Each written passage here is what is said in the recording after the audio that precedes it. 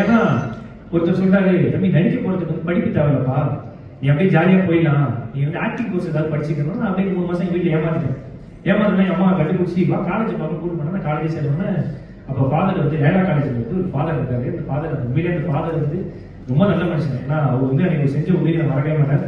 போகும்போது எங்க அம்மா சொல்றாங்க, அம்மா படிக்கல வேணாம்மா, ஆக்டர் ஆகும்னா நம்ம அப்படியே போலாமாம்மா அப்படின்றா. இல்லப்பா, சொந்தக்காரங்க அப்பா பேசுவாங்க, அட்லீஸ்ட் கல்யாண பத்திரிகை டிகிரி போடுறதுக்காக ஏதாவது வேணும்ப்பா. அப்போ கூட சொந்தக்காரங்க சரி ஓகே வாங்க அப்படின்னு சொல்லிட்டு நேராக போயிட்டு ஃபாதர்கிட்ட கேட்குறாங்க, என்னப்பா ஓகே டீசெண்டான மார்க் எடுத்துருக்க, என்னப்பா நீ இப்படி என்ன சேர போற அப்படிங்கும் போது, சரி ஓகே பிஎஸ்சி எடுத்துக்கிறியா, இல்லை வேணாம். மேக்ஸ் படிக்கிறியா, இல்லை வேணாம். என்னதான் படிக்கணும், பிஎஸ்டி படிக்கணும்னா அவங்க திட்டுறாருப்பா, நீ எடுத்த மார்க் இந்த கோர்ஸ் தான் தரேன், நீ பிஎஸ்டி படிக்கிறியா, சரி ஓகே படிக்க விட்டாங்க. கட் பண்ணா 27,000 ஃபீஸ் கட்டணும்.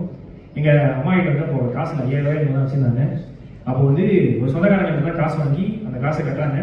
எனக்கு அந்த காசை கட்டும் போது மைண்டே இல்லை, என்னடா அது இந்த காசை நம்ம கட்டுறாங்களே, நம்மளால எதுக்கு இவ்வளவு கஷ்டப்படும்னு சொல்லிட்டு நான் அந்த காசை வாங்குறாங்க, வாங்கி கட்டுறாங்க. கட்டி 3ஆவது நாள் சொந்தக்காரங்க காசு கேட்கறாங்க, அந்த காசு எப்போ தெரியுங்கன்னு சொன்னா எனக்கு மைண்ட் போயிடுச்சு. ஃபர்ஸ்ட் நாள் காலேஜ் 1:50 காலேஜ். நான் போறேன் உள்ள மதிய ஷிஃப்ட் போகும்போது ஜனவரியா நிறைய பாக்குறேன். பசங்க போதெல்லாம் பயங்கர ஐடியா இருந்தாங்க. நம்ம லோவர் மிடில் கிளாஸ், ஒரு பேண்ட்டு ஒரு டிஷர்ட்டு ஒரு நோட்டு வச்சுட்டு போறேன். அவங்க கூட மிங்கில் ஆக முடியுமான்னு தெரியல. ஏன்னா ஒரு பையன் கார் அந்த ரிமோட் வச்சுட்டு சுத்திட்டு இருந்தா.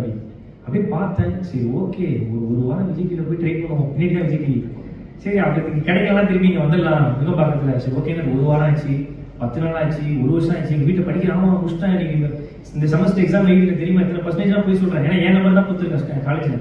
ஃபர்ஸ்ட் இயர் முடியுது, செகண்ட் இயர் முடியுது, 3rd இயர் படிக்கிறதுக்குள்ள நான் வந்து விஜய் டிவி போயிட்டேன். கணக்கு பூஜைலாம் முடிச்சு அதுக்கப்புறம் அந்த கணக்கு பூஜை போனதுக்கு அப்புறம் ஒரு 5 வருஷம் கழிச்சு அதே காலேஜில் கெஸ்ட்டாக கூப்பிட்டாங்க. ஸோ அப்பதான் எனக்கு ஒரு புரிஞ்சுது. இன்னை வரைக்கும் அந்த காலேஜுக்கு போகவே இல்லை. ஒரு 7-8 வரைக்கும் கூப்பிட்டாங்க போல. காரணம் எனக்கு பயமா இருக்கு, ஒரு இன்ஃபீரியாரிட்டி காம்ப்ளெக்ஸ், நம்ம படிக்கலையே, நம்மளால படிக்க முடியலையே, படிக்கலையேன்னு சொல்லிட்டு.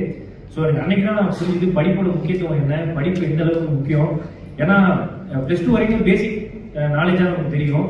அதை தாண்டி ஒரு டிகிரிங்கிறது எவ்வளவு இம்பார்ட்டன்ட் எனக்கு அப்படின்னு தெரிஞ்சுது. ஏன்னா ஒரு டைம்ல கணக்கு பூஜை முடிச்சுட்டு ஒரு டைம்ல என்னால் சர்வே பண்ண முடியுமா, வேலைக்கு போன நினைக்கும் கூட என்னால் வேலைக்கு போக முடியல. காரணம் என்கிட்ட வந்து சரியான படிப்பு இல்லை. அப்படிங்கும் போது அப்பதான் நான் முடிவு பண்ணேன், சரி நம்ம தான் படிக்கலையே, அட்லீஸ்ட் நம்மளால முடிஞ்சது ஒரு சிலரை படிக்க வைக்கணும்னு சொல்லிட்டு அன்னைக்கு ஒரு 25,000 நம்ம கிட்ட இல்லாததான் படிக்க முடியல அப்படின்னு சொல்லிட்டு முதல்ல நான் வந்து ஒரு குழந்தைன்னா அந்த பொண்ணு தான், ஆனா பையன் மாதிரியே முடியல அப்படின்பாங்க. ஸோ அந்த பொண்ணு வந்துட்டு, ஆனா எங்க வீட்டில் எங்க அம்மா வந்து கூலி வேலைக்கு போறாங்க, என்னைக்கு கூலி வேலைக்கு போக சொல்றாங்க. ஸோ ஒரு 15,000 ஃபர்ஸ்ட் செமஸ்டர் ஃபீஸ் மட்டும் கட்டினீங்கன்னா நான் படிச்சிருவேன் அப்படின்னா, அப்படியே சொல்லி சும்மா என்கிட்ட வர காசு அப்படியே சும்மா 2018 அப்படியே சும்மா காசு கொஞ்சம் கொஞ்சமாக கட்டி அந்த பொண்ணை படிக்க வச்சேன்.